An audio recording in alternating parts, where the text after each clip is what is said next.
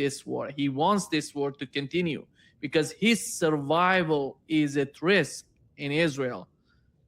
And how do you see the combination of these two vectors coming together? And do you see that that was the main reason for Donald Trump, and how far he's going to go with this sort of, you've said this is a memorandum of understanding. A document doesn't mean anything. There is no deal, nothing out there. Well, there's an old statement in diplomacy, in the theory of diplomacy, which is treaties, documents, memoranda of understanding are not worth the paper they're printed on. Or another way of putting it is they are out of date before the ink is dry on them. In other words, they are momentary arrangements, but the minute history changes, which it's always doing, they become out of date. And very quickly, the people who signed the treaty, any treaty, are beginning to get needing to undo this particular part of it or to add that new idea, because given new circumstances, this treaty is not good for us. It was last month, last year when we signed it, but now, so we want to change. But the other side doesn't have that reaction. Changing history makes them happier. So they don't want to change. So now immediately you have a conflict over what you agreed on. That should not be understood as a failure. That's the way these things work.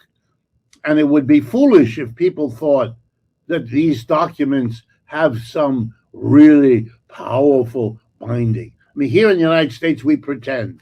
We actually have a Supreme Court that tells us, the conservatives on it, that they are strict interpreters, by which they mean they go with the letter of the Constitution, and no, they're not. They're interpreting it in a particular way. The liberals in another way, the radicals in still another way. And that was true from the beginning.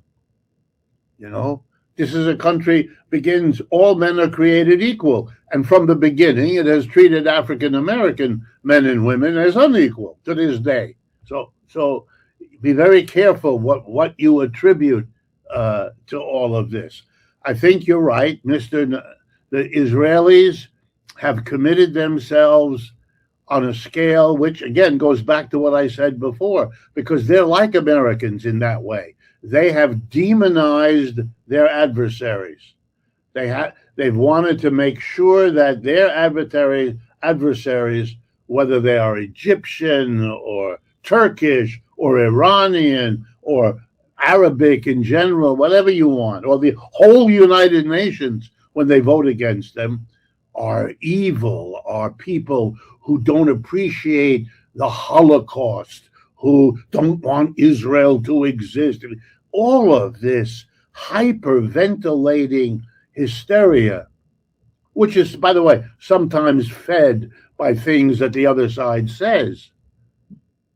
But it's still a peculiar mentality that takes all that literally. And in Israel and the United States, you have that. So you can't sit down with these people because they are evil monsters. When you hear leading politicians, and not only the most extreme conservatives, but many, not all, but many of the leading Israeli politicians, they talk like that, like many leading American politicians. You can't sit down. You demonize. By the way, in Israel, it takes another form. This word, this wonderful word that cleans up murder and rechristens it as, if you allow me, decapitation. The need to assassinate other people's leadership. What are you doing? This ultimate act, I kill you. It is ancient Old Testament Bible mentality and talking. And in Iran, you went and you killed somebody who's not just a political leader, but is a religious leader. So you're the devil. You have killed the devil. As if there wouldn't be another one jumping up behind him, the next one is childish somewhere, this way of thinking. But it produces its analog on the other side. You treat the Iranians that way, and pretty soon you're going to get you're helping them to develop that mentality back toward you. So if you go to many Arab countries, their attitude towards Israel begins to look a little bit like it. But they did not always do that, at least not in my knowledge of Arabic history. And the Jews didn't do it that way either. Even the Zionists didn't always do that. But they have come to do it now and for a long time, and it is hurting them the way it's hurting Trump. Trump is having a hard time with his own base because he looks like he's dealing with the evil monster. You can't tell your people it's an evil monster and then ask them to believe that you're making a deal in which you're giving this and it does not, it really does not compute. One more thing on this. I suspect that we are now going to see a number of dramatic adjustments. The world has been shaken. And I'm going to use a metaphor, but it's not that much of a stretch. Go back with me just a few years to the pandemic. Suddenly, across the world, every country is wrestling with COVID-19, this disease, and it's killing people and making sickness everywhere, interrupting every economy. It's wow. And then the whole world has to adjust in its medical treatment, adjust in its economic, its political, everything. I think we're going to now see that. The world is going to adjust to the fact that relying on long supply chains is very risky business. Do you want to do that?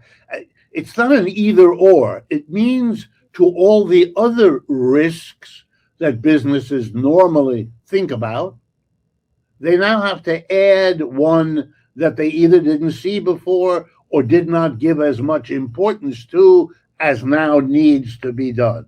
If you produce in one corner of the world and ship to another corner, you've got all kind of problems you're going to have to deal with.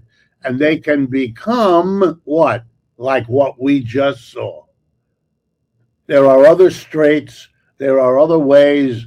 Just think a little bit. You can figure out politically it could happen, geographically it could happen, and so on.